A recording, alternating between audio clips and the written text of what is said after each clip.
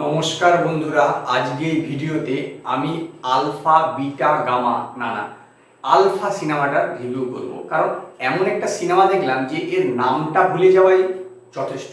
এর লেখক হচ্ছে উদয় চোপড়া। উদয় চোপড়া হচ্ছে সেই নায়ক যে ধুম সিনেমাটা করেছিল এবং তারপর একটি সিনেমা সে প্রডিউস করেছিল, তারপর সে হলিউড চলে যায়। তো সে এই সিনেমাটা লিখেছে যে আদিত্য চোপড়ার ভাই, এবং তার সিনেমাটা লেখা দেখলে বোঝা যাবে যে সে বিভিন্ন রকম সিনেমা, যেমন ইউনিভার্সাল সোলজার ভ্যান্ডমের, তারপরে হেমা মালিনী সীতা আর গীতা, এই দুটো সিনেমার একটা ককটেল বানিয়েছে। এবং স্পাই ইউনিভার্সের এই সিনেমাটা দেখে, এই সিনেমাটার যখন ট্রেলার টিজার আমার তো সেরকম একটা ভালো লাগেনি, তো আমি আশা করেছিলাম হয়তো কিছু আলাদা আলাদা হতে পারে। কিন্তু আদিত্য চোপড়া এরকমই একজন লোক যে, আমার মনে আছে অনুষ্কা শর্মার একটি ইন্টারভিউতে সে বলেছিল যে শাহরুখ খানের সঙ্গে একটি সিনেমাতে যে কাশ্মীরে প্রচন্ড ঠান্ডায় শুট করছিল, অথচ আদিত্য চোপড়া তাকে বিকিনি করে লাফাতে বলছিল, শেষে ইয়াশ চোপড়া তাকে এসে বাধা দেয়। তো এই সিনেমাতেও তো কোনো অপ্রয়োজনীয় কারণে কিন্তু সেই একই বিকিনির দৃশ্য আছে এবং অপ্রয়োজনীয় গান আছে। এই সিনেমার গল্পটা প্রথম হাফে শেষ হয়ে গেছে, কিন্তু সেকেন্ড হাফটা কেন যে বানালো একমাত্র সেটা ডাইরেক্টর আর প্রডিউসারই বলতে পারবে যে সেকেন্ড হাফটা কেন বানানো হয়েছে। সেকেন্ড হাফ যদি সিনেমাটা নাও বানানো হতো তাহলেও কিন্তু সিনেমাটা লোকে বুঝে যেত যে এর এই গল্প। তো এর গল্পটা আমি শুরুতেই বলে দিলাম, ইউনিভার্সাল সোলজার এবং হেমা মালিনী সীতা আর গীতা সিনেমার এসে।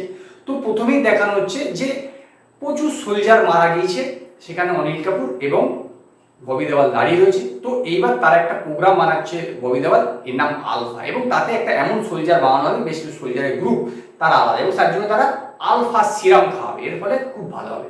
সেই আলফা সিরামকে যেসব সোলজাররা তৈরি হচ্ছে তারা অনেকে মারা যাচ্ছে। এদিকে অনিল কাপুরের স্ত্রী প্রেগনেন্ট এবং তার বাচ্চাটার খুবই প্রবলেম, এবং অনিল কাপুর তার বুকে আলফা সিরাম খাইয়ে নিচ্ছে।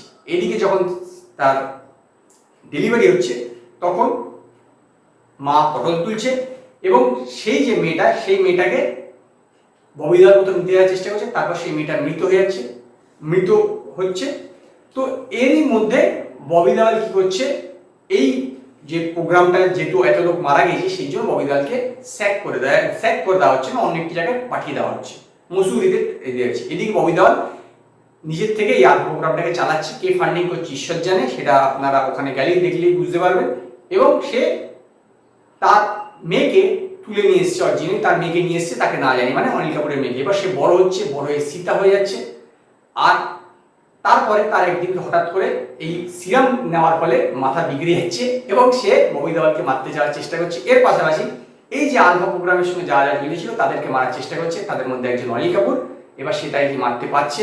এবার এখানে সর্বরিয়া কোথায় আসছে সেটি এই সিনেমা দেখানো হয়েছে। এবার আমি প্রায় গল্পটা 90% বলে দিলাম, এই 10% বাকি রেখেছি, 10% হাফ টাইম হলে শেষ হবে। যখনই সার্ভারি ওয়ার এন্ট্রি হলো সেইখান থেকে সিনেমাটা ডাউন হওয়া শুরু হলো হাফ টাইমের বেশ কিছুটা আগে, এবং তারপরে বনে বনে মারপিট হয়ে যাওয়ার পরে সিনেমা শেষ হয়ে গেল। মানে সিনেমার গল্প শেষ হয়ে গেল।